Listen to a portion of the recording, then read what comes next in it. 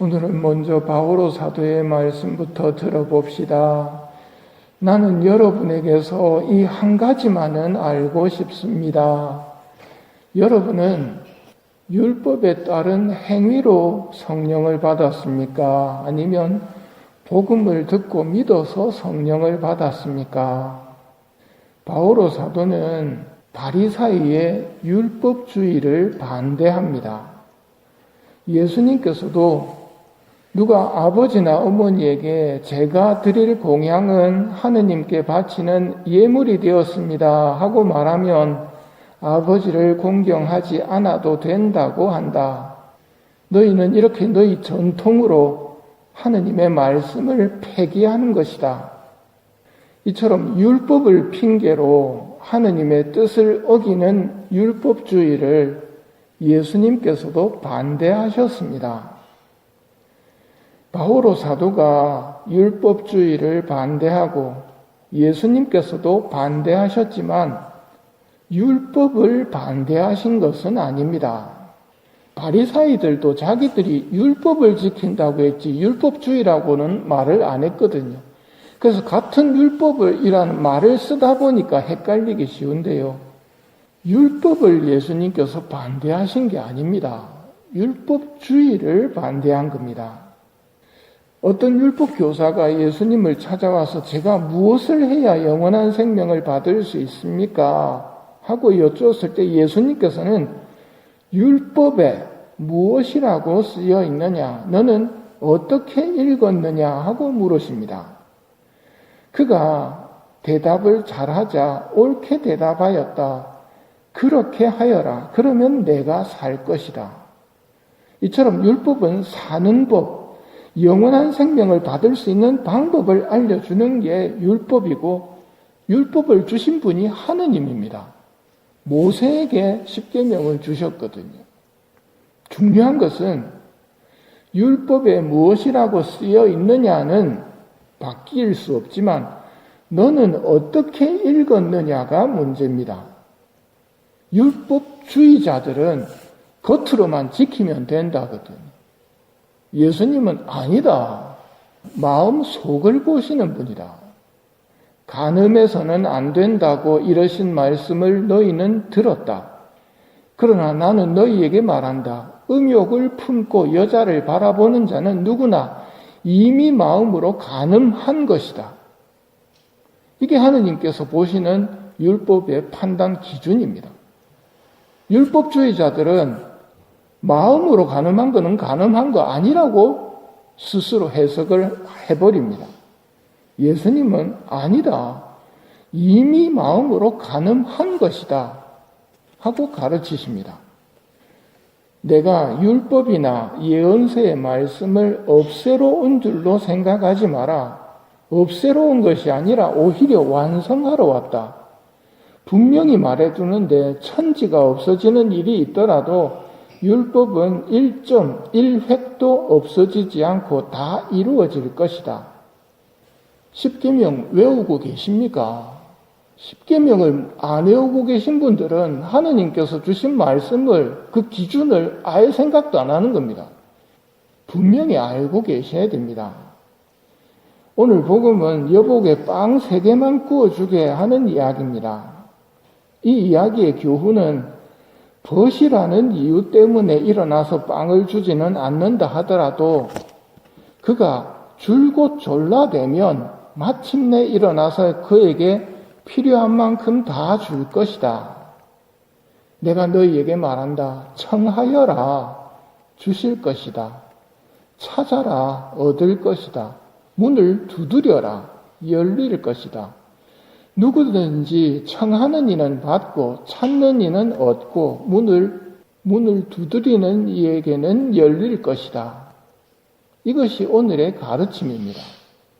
신부님 찾았는데 안 주던데요.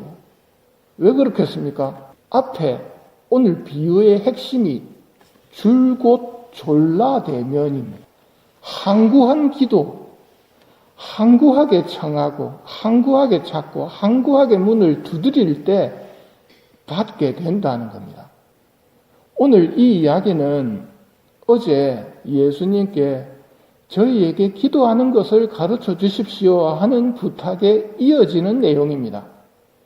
기도하는 것을 가르쳐 주십시오. 주님의 기도를 가르쳐 주셨지만 그게 기도를 가르쳐 준 전부가 아니었습니다. 주님의 기도를 가르쳐 주신 다음 이 기도를 어떻게 바쳐야 하는지를 오늘 말씀하시는 겁니다. 줄곧 졸라대면 필요한 만큼 다 줄 것이다. 이게 오늘 기도에 대한 가르침입니다. 항구한 기도를 해야 한다는 말입니다. 아무리 좋은 주님의 기도도 한번 해보고는 끝내버리면 안 된단 말입니다. 이렇게 물을 수도 있습니다. 줄곧 졸라대면 줄 거라고 하시는데 하느님은 왜 그렇게 안 줄락합니까? 하고 물을 수도 있습니다. 이게 우리가 하느님을 잘 모른다는 반증입니다. 하느님께서 하시는 일이 언제나 옳고 선합니다. 달라는 대로 줘버리면 멸망할 사람이 훨씬 많았다는 말입니다. 중학교 들어간 애가 아빠한테 아빠 나 오토바이 사줘. 그냥 사주면 됩니까? 면허증도 없는데 운전도 못하는데 달라는 대로 해줘버리면 난리 납니다. 오토바이가 문제가 아니라 제대로 사용할 줄을 알아야 되거든요. 은사를 주십시오도 마찬가지입니다. 은사를 주십시오. 얼마든지 줄 수 있지만 지 기분에 따라서 은사 사용해버리면 큰일 납니다. 준비가 필요하기 때문에 기다림이 필요한 겁니다.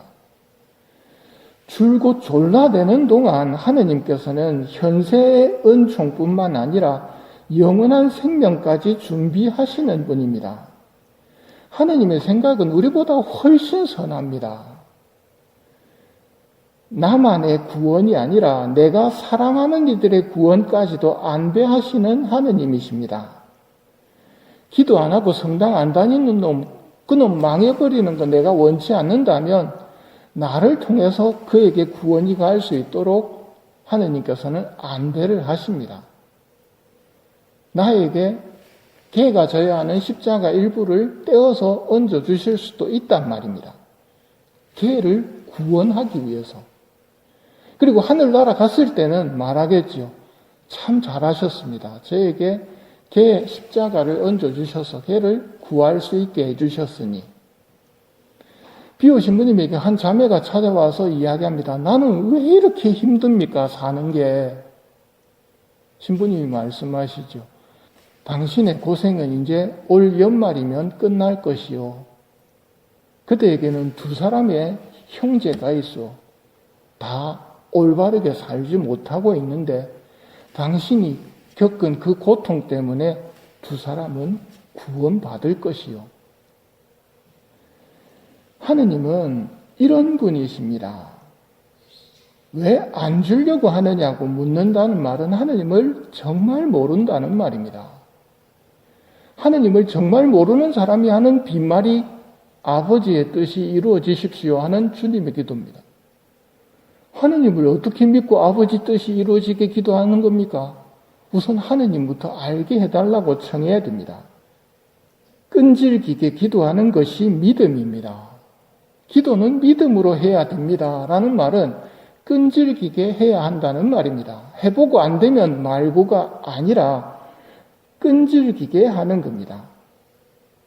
너희가 악해도 자녀들에게는 좋은 것을 줄 줄 알거든 하늘에 계신 아버지께서야 당신께 청하는 이들에게 성령을 얼마나 더 잘 주시겠느냐.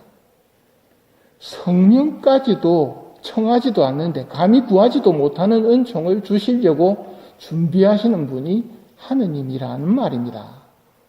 오늘 미사 중에 청하면 좋은 것뿐만 아니라 성령까지도 주시는 아버지의 선하심을 깨닫고 사랑할 수 있는 은총을 청하도록 합시다.